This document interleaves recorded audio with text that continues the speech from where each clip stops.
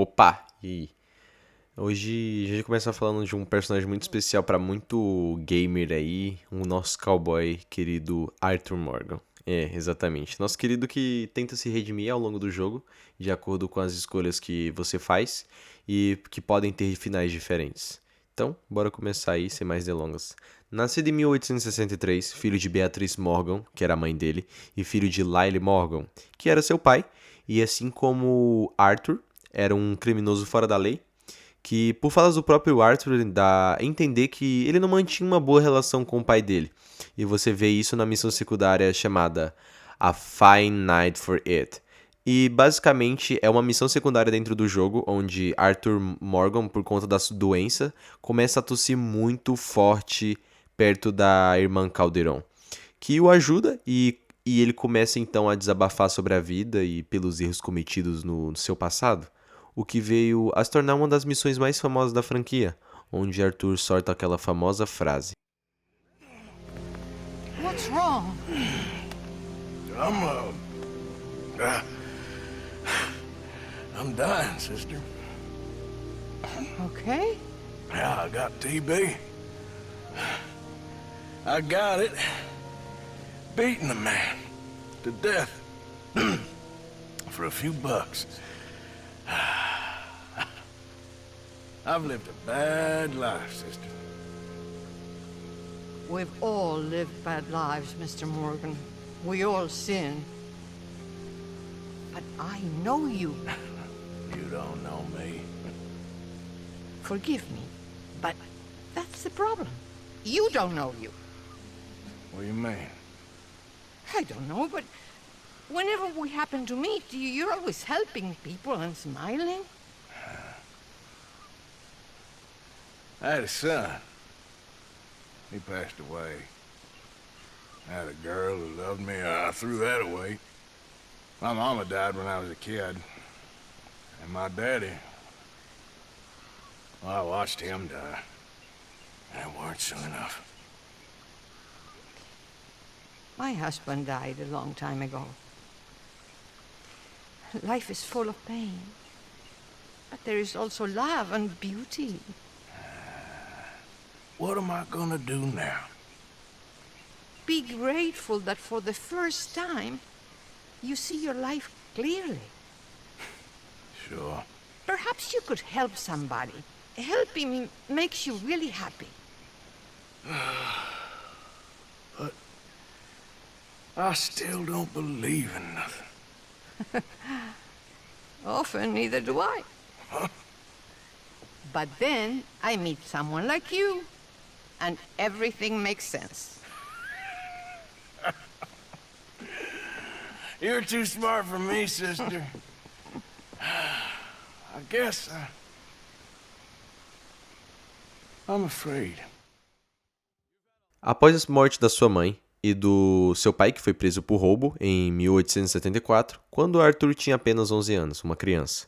Após ficar órfão ainda criança, Arthur passa a viver sozinho pelas ruas e vivendo a própria sorte, quando tem seu caminho cruzado por um cara chamado Dutch van der Linde e Hosea Matthews, por volta de 1877, que acabam virando suas figuras paternas.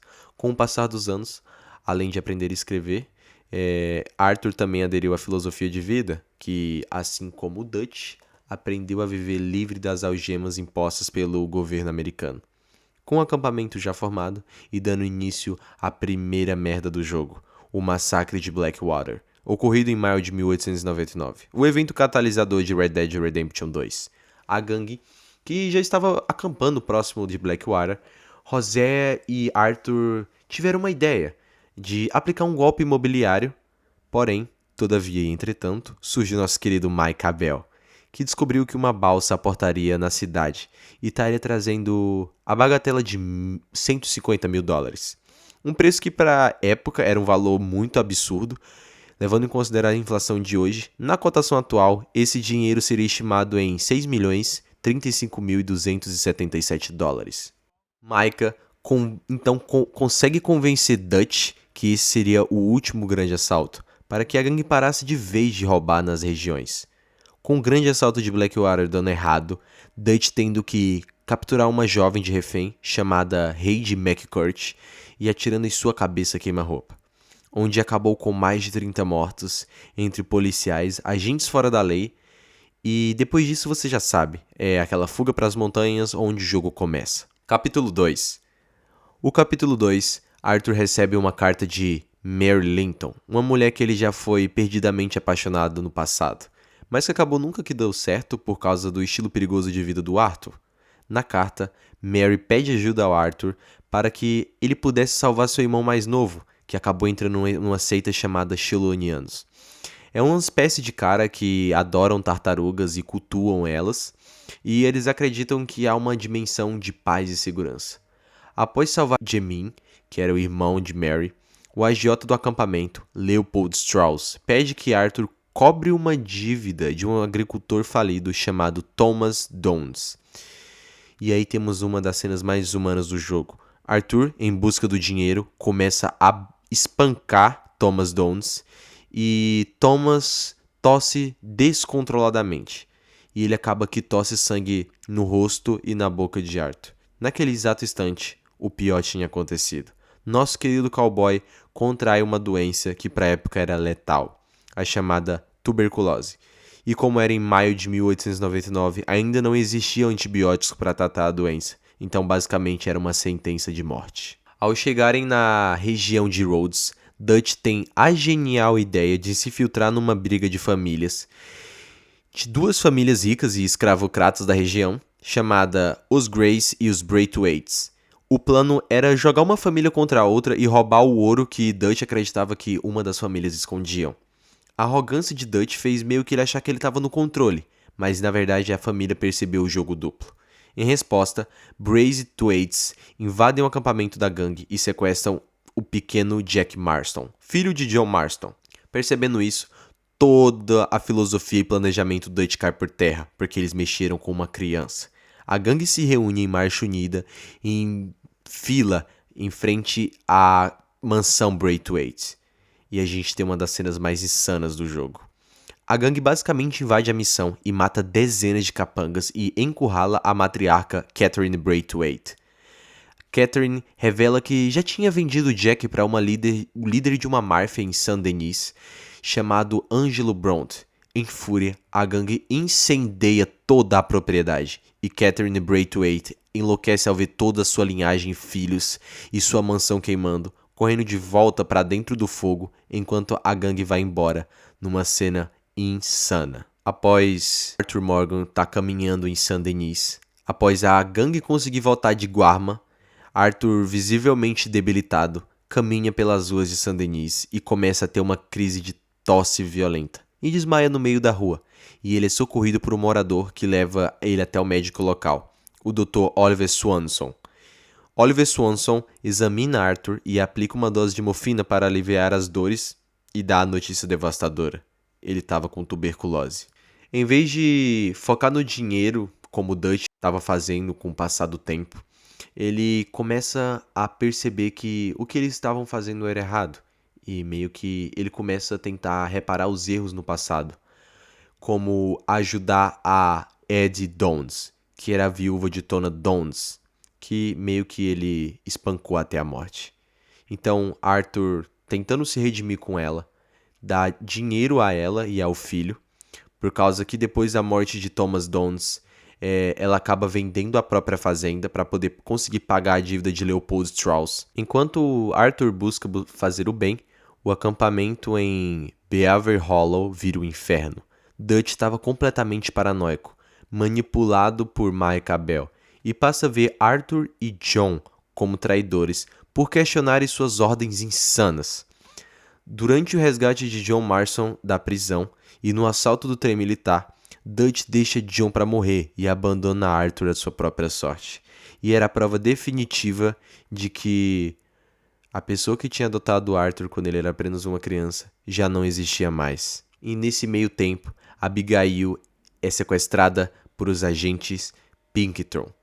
E Dutch não queria resgatar ela. Então, Arthur e Sed Adler invadem os esconderijos dos Pinkerton sozinhos.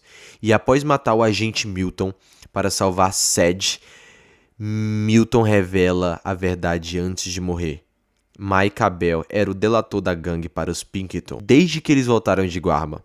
Abigail dá a Arthur a chave do cofre secreto do acampamento, onde estavam todo o dinheiro da gangue acumulado, para que John e sua família pudessem começar uma nova vida. Arthur então volta para o acampamento debilitado e torcendo muito para confrontar Dutch e expor a traição de Micah. Então, John aparece baleado, confirmando que Dutch largou ele para morrer, e a gangue se divide em 1000 de armas apontadas, até que os Pinkerton invadem o local com dezenas de homens. E Arthur decide levar John para as montanhas, para garantir que ele escape junto de Abigail e Jack, que era a sua família.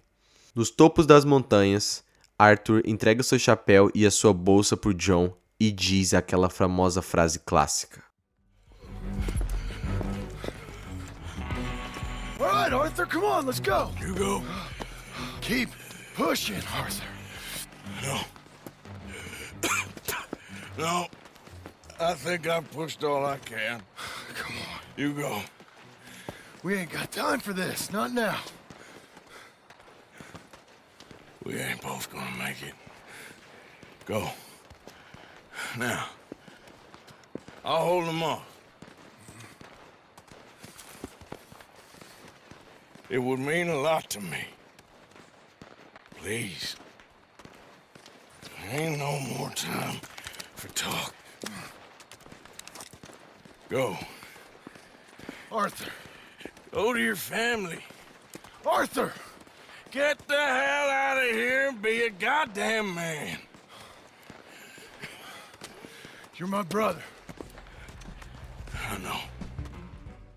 Arthur fica para trás para segurar os Pinkerton e Micah. Ele e Micah entram numa luta corporal brutal no topo da montanha. Arthur sem forças devido ao seu estado terminal da tuberculose, dá tudo de si. Dutch interrompe a briga e Arthur olha Dutch nos olhos e diz suas últimas palavras para o seu antigo mentor. Oh, Dutch. He's a rat. You know it, and I know it. Dutch então vai embora em silêncio, abalado sem saber o que fazer, e Micah foge. Arthur Morgan, sozinho no topo da montanha, deita e assiste o seu último pôr do sol, dando o seu último suspiro em paz, por saber que salvou a família de John.